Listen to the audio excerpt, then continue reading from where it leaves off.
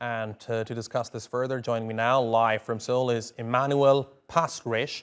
He's the founder and president of the Asia Institute think tank. Emanuel, thank you very much for joining us here on TRT World. Certainly, this is not the first time North Korea has unveiled nuclear warheads. This is not the first time North Korea has conducted missile tests. But is there anything different about it? Is there anything different this time? I think the biggest difference has to do with the global environment that we see, the pursuit of a risk of war in the case of Ukraine now, in Crimea, and that this environment has led us to push on the American side for higher and higher levels of confrontation. And we see this specifically with the singling out of China over Taiwan, as the potential of war or nuclear war comes up every other day in some statement by someone at the Pentagon or the State Department. So the environment is one conducive to high-level confrontation, and that changes the meaning, if not the actual practice, of these military drills, which have started up again under the new administration, the Yoon administration. Okay, correct me if I'm wrong. So as I understand from what you have just said, everyone around the world is basically talking about nuclear weapons all the time. Why make a big deal when North Korea talks about it?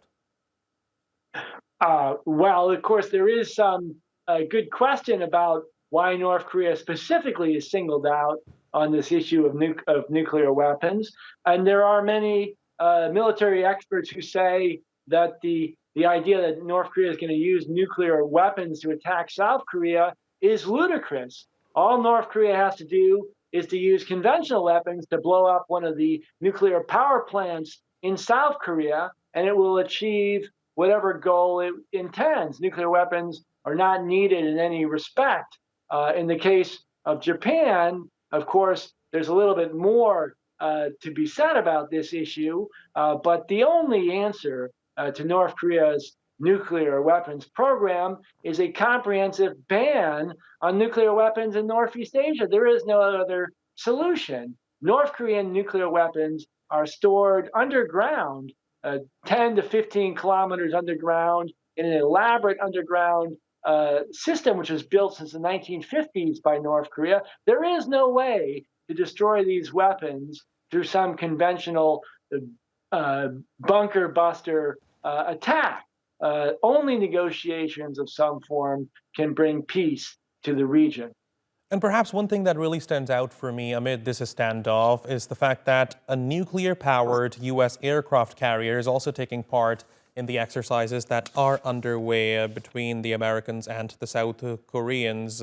What do you think the presence of this aircraft means for the region? What kind of message do you think the U.S. is trying to send to North Korea? Well, the danger of nuclear war is increasing.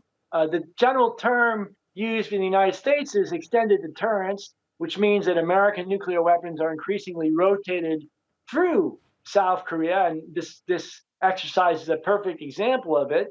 So there certainly is a much higher danger that this will be not just a standard occasional exercise, but that it will blow out of control into something similar to what we see in the Ukraine today, i.e. a form of extreme confrontation with a high risk of nuclear war that will not calm down, i.e. that these tests or these drills will become standard and will eventually become full-time, that they will not cease, and that we'll get something similar to the Ukraine on the case of either Taiwan or the Korean Peninsula.